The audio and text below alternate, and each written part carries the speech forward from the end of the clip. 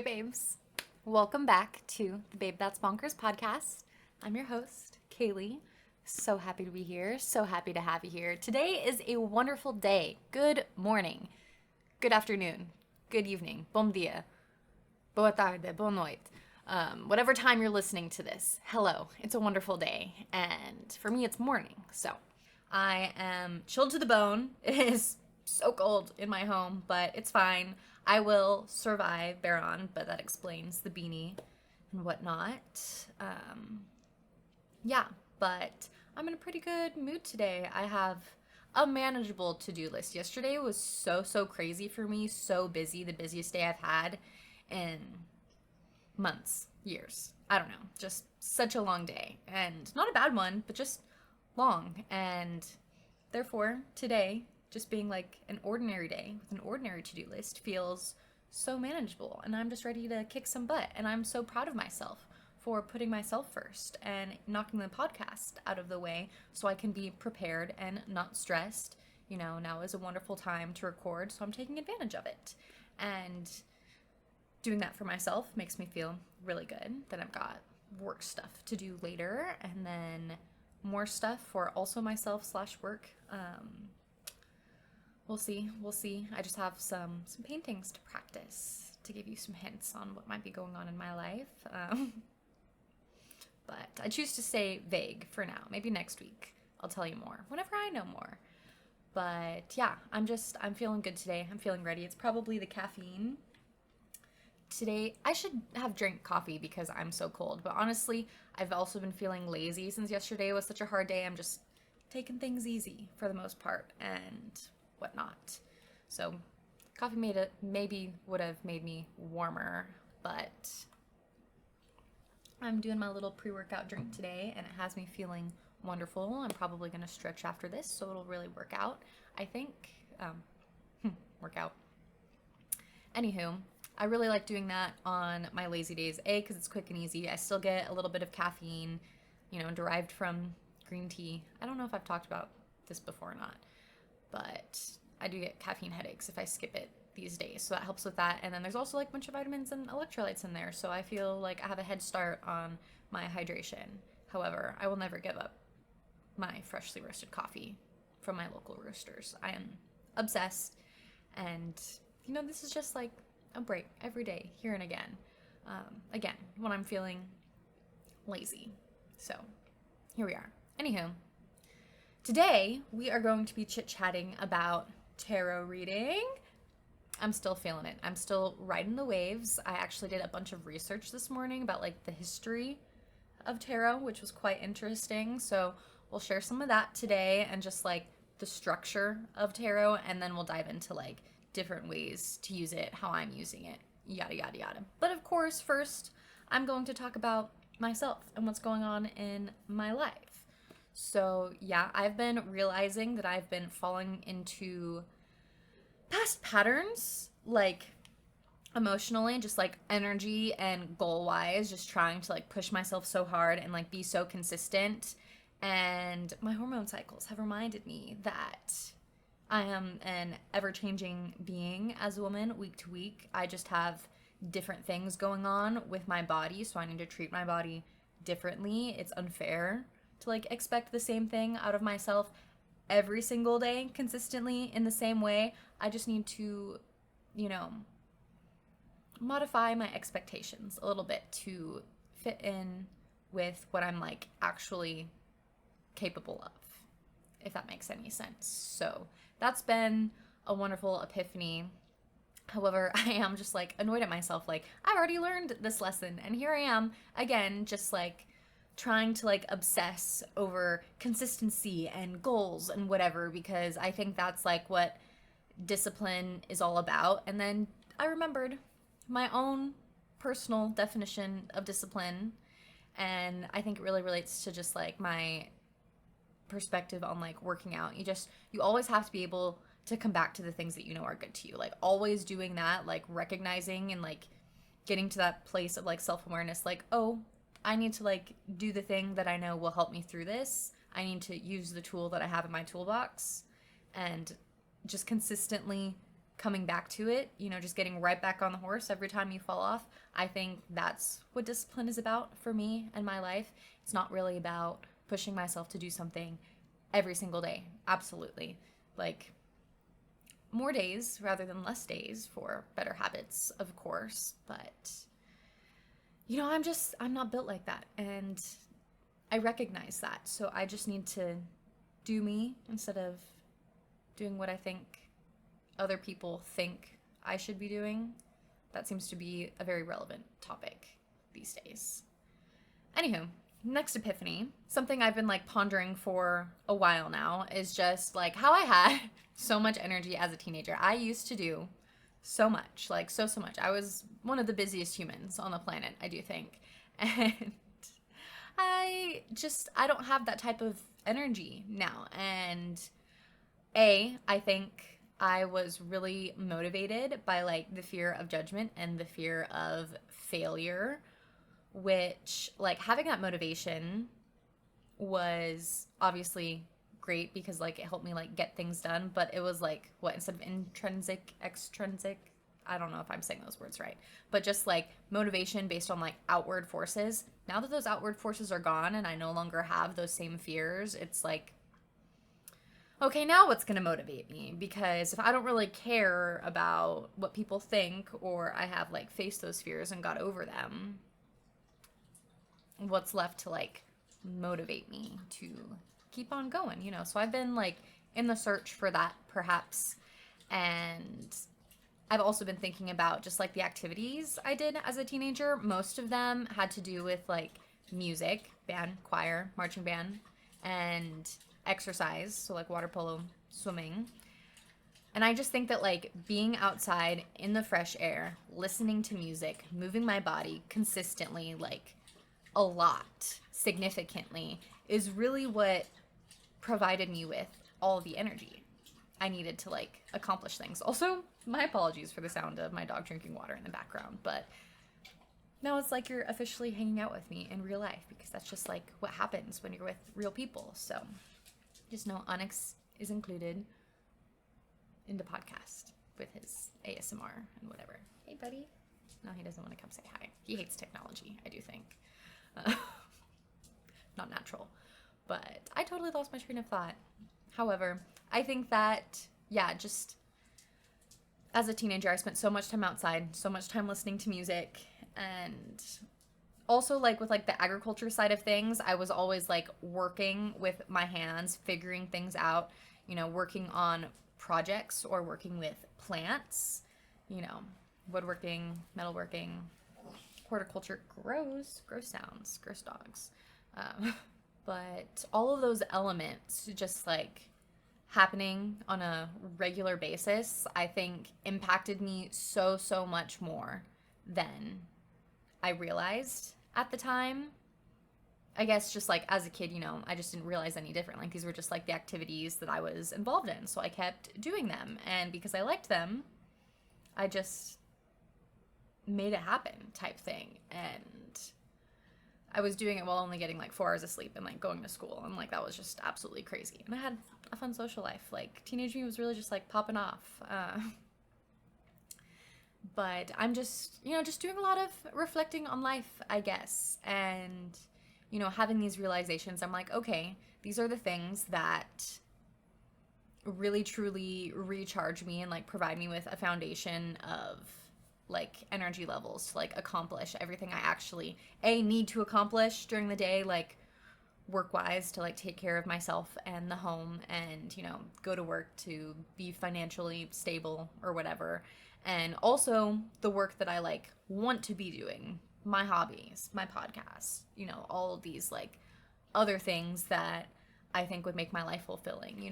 To have the energy, to have it all, I have to just have a steadier foundation energetically, if that makes sense. So yeah, we'll work on that. The next life update I had on my notes was talking about the astrology shift that is happening right now. Alrighty, I found it. Here we go. Astrology time. So, discussing like the lunar nodes, which I do think soon, once it like fits into the schedule, what I'm doing today for tarot, I would also like to do for astrology as far as like a deeper dive goes. But we're just going to talk about like what's going on right now with the stars, planets, whatever. Specifically, I think the moon and its placement amongst the stars. So, North Node in Pisces is happening January 11th, which is like today, whenever I'm recording this, until July 26th of 2026. So, this is like a long-term thing, the shift that's like happening. Alrighty, so what the heck does that mean? I shall explain. The nodes are points where the moon's orbit intersects the ecliptic, which is the sun's path across the sky. And what does this mean? When the North Node enters a new sign, it illuminates a realm of your life that is unfamiliar, challenging, or beyond your current comfort zone. On a collective and individual level, we are shifting our ideals toward the North Node and shedding deep-rooted Virgo South Node patterns. See, I was looking for like a little something about the like Virgo South Node. So essentially the nodes are the two different points where the moon's path and the sun's path like meet. So there's a north one and a south one. And the like north one represents, you know, where we're headed, and the south one represents like what we are releasing.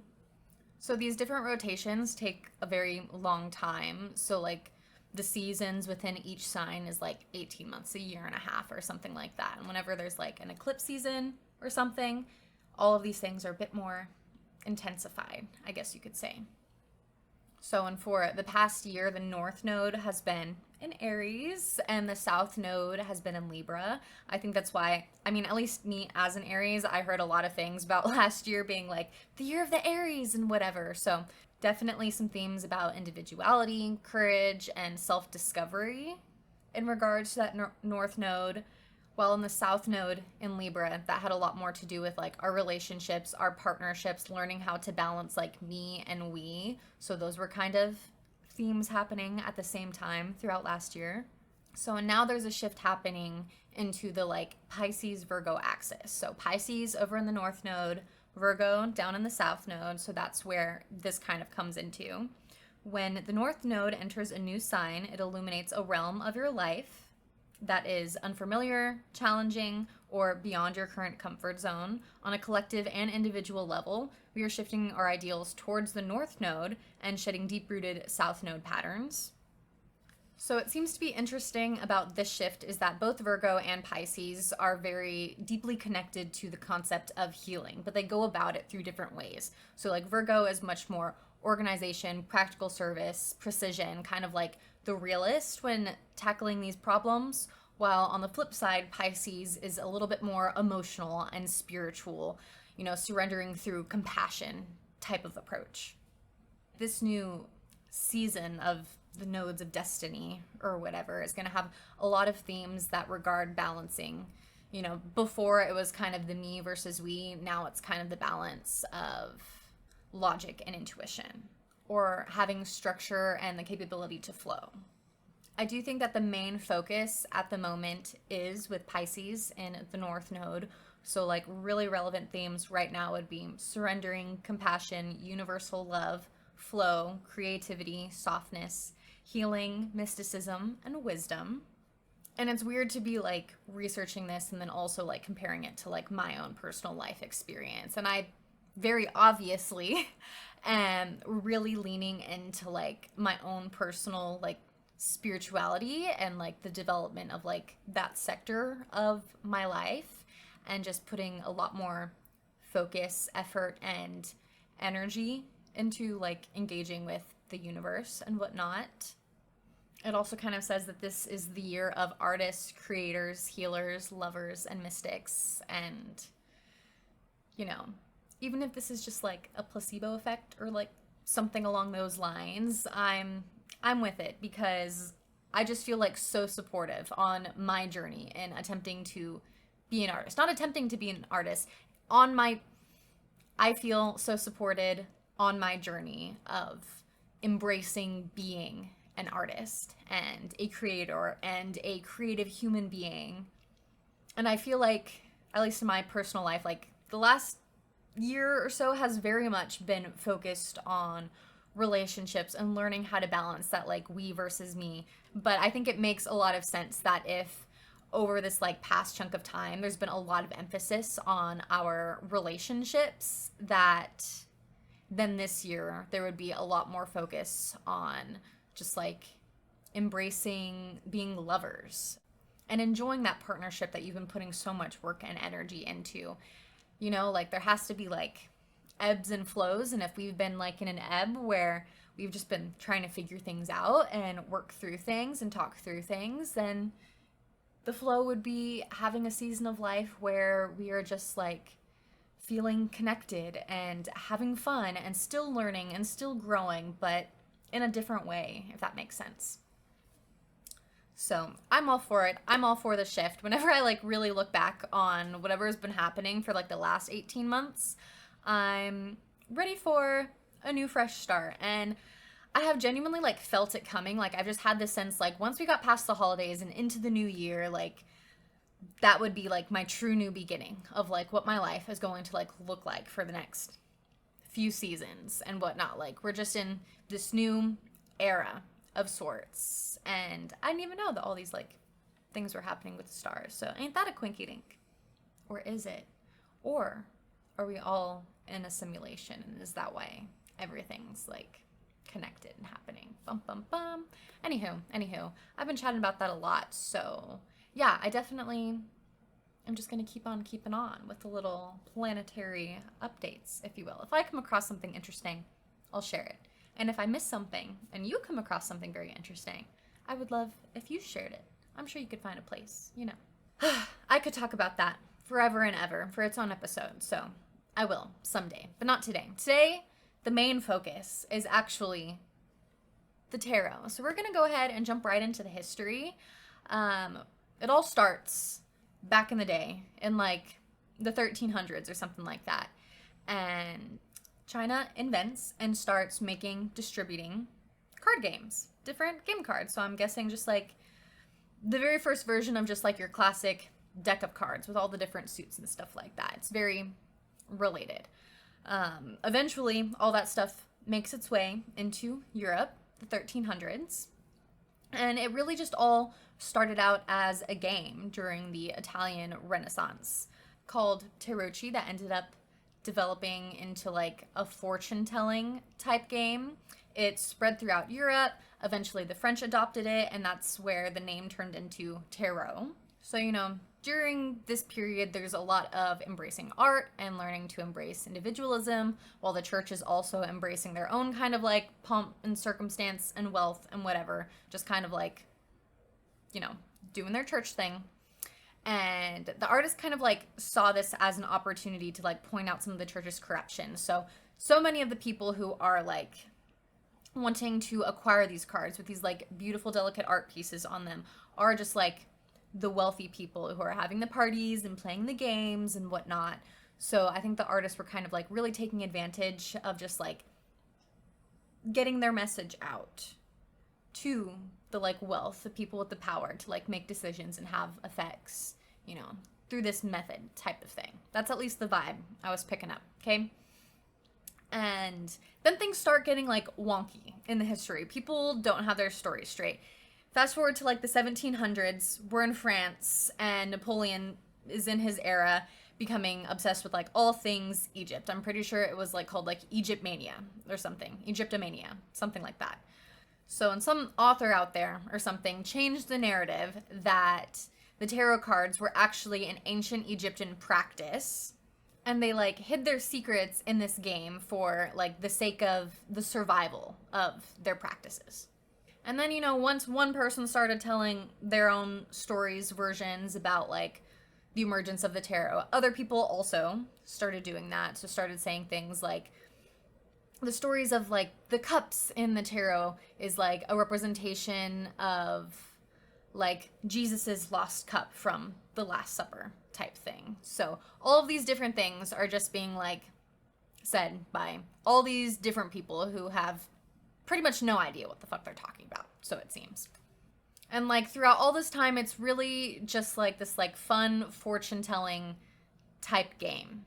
Until we fast forward to around like World War I, and then it starts becoming like a tool of divination because there are a lot of people out there who are looking to connect with their lost loved ones. So I think that's why like tarot reading has like some like ties to like seances and stuff like that. And I think it's like the beginning of it being used as like a tool for connecting. You know, they're looking to connect with people that they've lost, but at the same time in doing so, they're like actually connecting with like themselves and their memories. And, you know, this is like the beginning of what starts happening during like the Cold War in the 70s. There's like another shift where this like really becomes like a tool of self-healing and whatnot, which then leads us into like the modern day resurgence of tarot reading and witchery, whatnot. And it makes a lot of sense because right now we are in a period of like global anxiety and mental health struggles.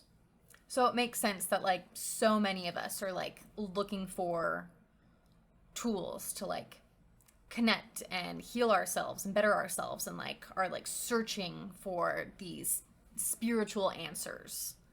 And the one thing that seemed to be like a common theme throughout the history of tarot reading is that people turn to it looking for solace during hard times. And I think that is really beautiful. I think that really speaks for itself. And it's a practice where, you know, at the end of the day, the cards have like nothing to lose or gain in like what they're telling you. You know, they have no stake in anything. You know, they're just cards. It's all about the user and, you know, the experience that you're getting out of it. And I think that that makes it a lot more genuine compared to other spiritual practices where there is someone else, a person on the other side that does have like a personal stake in the matter and like things to gain or lose based on like me or like whoever is like seeking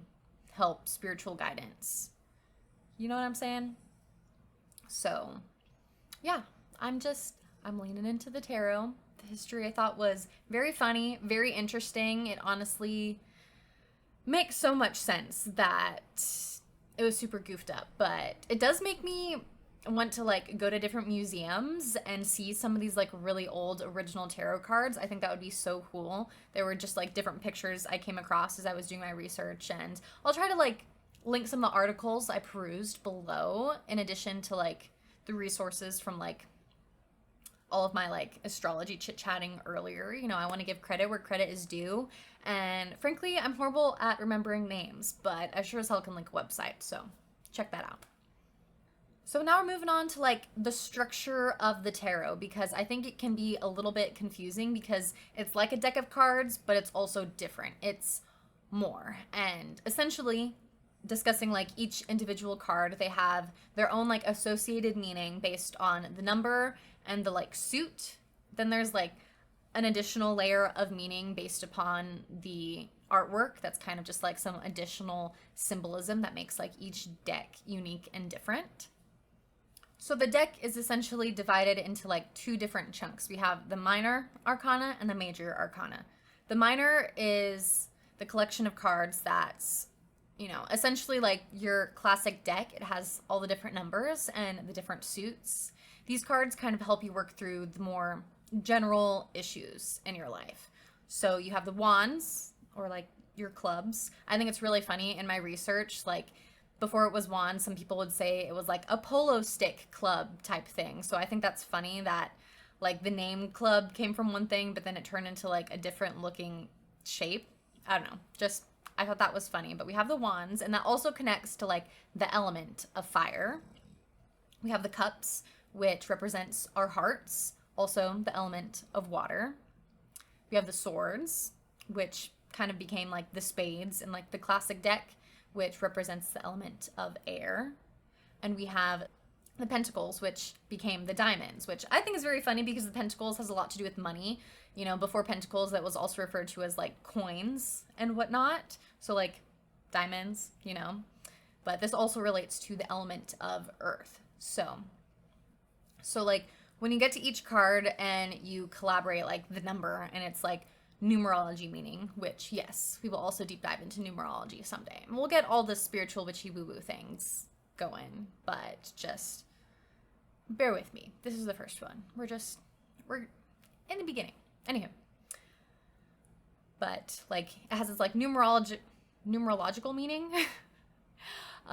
In addition to like it's like suit meaning and like the element that it's related to, and like when you combine all those different like symbolism qualities, it like creates like the card's meaning, if that makes any sense.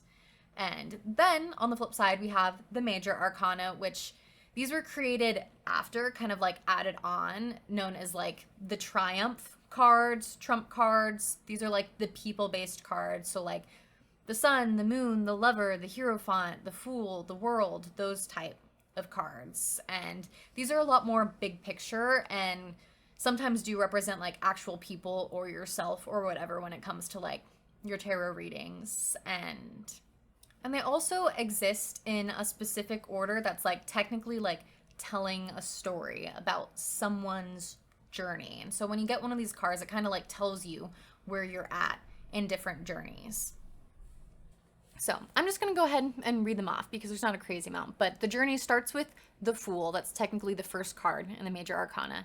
Then as follows, it goes the Magician, the High Priestess, the Empress, the Emperor, the Hierophant, the Lovers, the Chariot, Strength, the Hermit, Wheel of Fortune, Justice, the Hanged Man, Death, which, don't be scared, doesn't doesn't usually mean like actual death of someone, but symbolically death, an ending of an era, transition type thing. But then it still continues on to Temperance, the Devil, the Tower, the Star, the Moon, the Sun, Judgment, and the World is at the end of this journey. So I do still have so much to research about each one of these cards and their own meanings. I've really just been learning as I go along, just getting my feel, just, going at my own pace on this journey of mine, learning the tarot.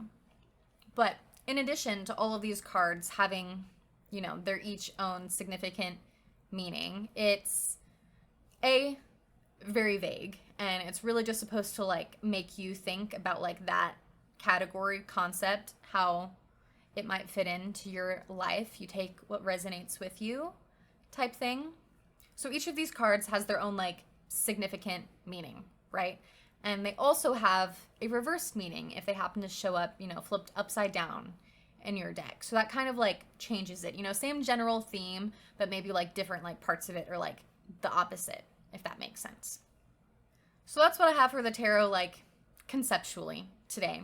We're going to roll right into like how to use it, or how at least I've been attempting to use it over the past few weeks. So I think that for it to work, like your energy has to be present. If I'm just like flipping through it, I'm just like doing it to do it. I'm not actually like caring. I'm not actually looking. I'm not in the like right headspace to be reflecting. Then I don't feel like it has the same effect as it does whenever I'm like fully present in the moment and I'm just like putting my energy into the deck of cards. And I'm also like letting go of any sort of like expectation. There's no card that I'm looking to get. I have nothing I like want specifically to receive other than like honest, unbiased guidance from the universe, if that's a thing, And I think goes the same for anyone you're like doing a reading for. Like if you're reading for someone, having them like place their energy into the deck or like send it to you. I did like a virtual reading for one of my friends the other day, and it was so fun, and I felt like she was genuinely into it and she genuinely like sent her energy over, and I think that the reading actually was pretty relevant for her, and it wasn't relevant for me, which was very interesting, just one of those things. And I think if you're doing a reading for someone who like actually doesn't give a fuck or doesn't believe in it or doesn't care, then it's probably not going to work. Like their energy just isn't there, or maybe that it won't work is the wrong way to phrase that, but they're not going to get out of it what you would if you were putting your energy into it, I think, if that makes sense. Yeah, a few different ways I've been going about it is like if I'm kind of rushed, but it like pops in my head like, oh, I should do a tarot before I go to work or something. I'll just go over, do my little shuffle thing, and I'll just take one card. And I'm just like, okay, this is like the theme for the day that I should focus on. Let's see how this is relevant. What are we thinking about? And then I kind of move on. And I've also been doing like some like practice sessions where I do a few different spreads. I really enjoy the like 3 card spread. I think it's very simple and you can add like different elements to it. You know, doing past, present, future, or mind, body, spirit has been, you know, a couple that I've been doing a lot because they're just really simple. They're in my head, and I would like to get into like some of the larger spreads one of these days, you know, do like a bigger session, but I haven't done that since like New Year's Day actually. So I did like a session for the month, so there were like 2 cards for every week, and that was also very, very interesting. Honestly, I should look back. I took like a little picture of it so I could reference it, and now that I've like experienced some of the month, it'll be cool to like look back on and see how much of it is like relevant. You know, hindsight is 2020 type of thing. So I think that'll be pretty fun. And really it really is just like journaling to me, except instead of writing it out, like we're doing like a different action. We're sorting through cards and we're just like thinking about it. I mean, me, whatever, whoever is doing this, you know what I mean? And I've also done a few different like question sessions, which has been very interesting. There are certain cards that kind of represent yes, certain cards that represent no, a few neutral cards, type things. So my little guidebook, like that all my tarot cards came with, kind of walks through that for me. So that is super duper helpful.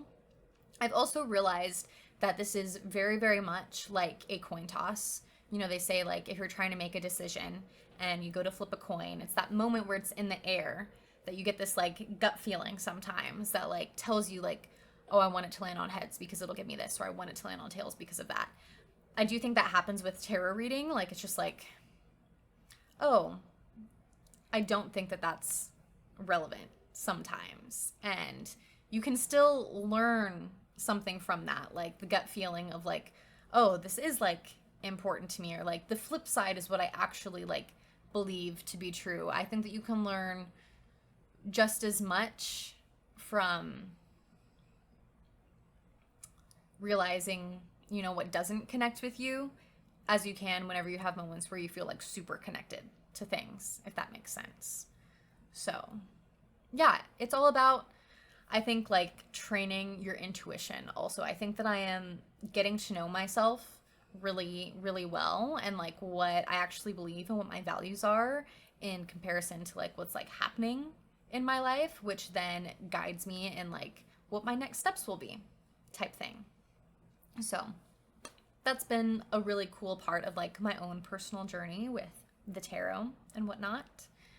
But if I have any like advice to anyone, it would be to just start. I like looked up how to get into tarot reading, and AI was like, learn all the different like suits and what they mean and yada yada yada. And I think I mentioned it in my last episode, like you don't need to wait until you know everything to start. Like just start.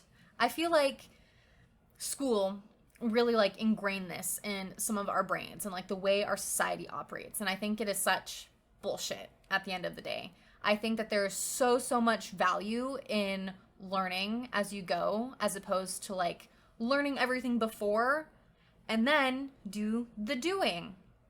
You know, if you just would have started with the doing, yes, you would have made a lot more mistakes perhaps, but you would have learned better from those mistakes, and you would be less likely to forget like the correct way to do things. I think that like the whole concept of like you have to go to school and university and learn everything and anything about like this concept, and then you can do a job that has any sort of like relation to that concept. I think it's really such bullshit. Like, yeah, it's cool to like prepare yourself to a degree, but I think that we as humans are so capable of like learning as we go along, because like as we start to do it, like that's when the questions start to pop up of like what you really need to be like asking, versus like when you're kind of learning it like without it like right in front of you, like the whole action like being done, you know, I don't know, it makes sense without all of the different like life pieces getting in the way. That's just like an epiphany I had whenever I was like writing out the outlines. Like, school really did this to us. Like, the whole concept of like, you have to learn everything and then you're allowed to work versus just like learning as you go. Like, no wonder life keeps trying to reteach me, like, just learn as you go. You know, with the podcast, with the tarot. Like, it's something that is not natural to me. Like, society did a really, really great job in making me not have that type of faith in myself, thinking that like I don't have the power to figure something out like as I go along through my journey, thinking that like I have to have it all figured out before I even start my journey. Like, some of the most amazing trips you can have in life will be spontaneous ones where you don't have a plan and you just kind of like trust your intuition. Like, you're on a road trip and you just decide to stop someplace and it ends up being some of the best food you've ever had, or you meet someone and you have this like super amazing story. Shit like that is what makes life magical, versus like when you have a trip that you perfectly planned like to a T. Every single hour there was like a perfect itinerary, you learned everything about the place before you got there. Like, that's great and all, there's really nothing like wrong with that, and like that's very much the type of human that I am. But I've also, especially with travel, always recognized that there is so much value in like being flexible and adaptable. And that's really who I want to be in life, that kind of person. So, because when you're like planning something and you're filling something up with what you think you want, you're then missing out on whatever might have just like happened naturally. And I really think that that's the magic in life. So let's just stop trying to like force everything and over prepare for everything and just trust ourselves and our intuition a little bit more. Yeah? And I'm really not saying this to you as much as I'm trying to say this for myself. Obviously. I hope. I just want to include you on the journey as I'm figuring all this shit out, trying to like learn how to live a super duper cool, fulfilling, lovely life. Alrighty, folks. That's all I've got for you today. To wrap it all up, tarot is cool. You should try it out. I think that it is super fun, super helpful, super hippie. We're loving it. So I would love to have you guys back again next Thursday. We're going to be chit-chatting about a bunch of different like mindset stuff. I have a special episode planned for our last one of January, but I really just wanted January to be like, you know, the motivating self-help vibes. Just like really putting ourselves in the right energy, the right mindset to tackle this year. You know, like, we are ready. We are in our power. We know what's happening. We know what our tools are. We are embracing them. We're going to start doing all of the wonderful good things that we know that we should be doing for ourselves, type thing. So we're going to be chit-chatting about our mindset, affirmations, manifestations, just like the power of words in general. And yeah, I have a lot of thoughts on this. The power of words has very much been on the forefront of my mind these days, so I'm going to share all those thoughts that I have been having with you all, and it'll be fun. So I hope to see you there.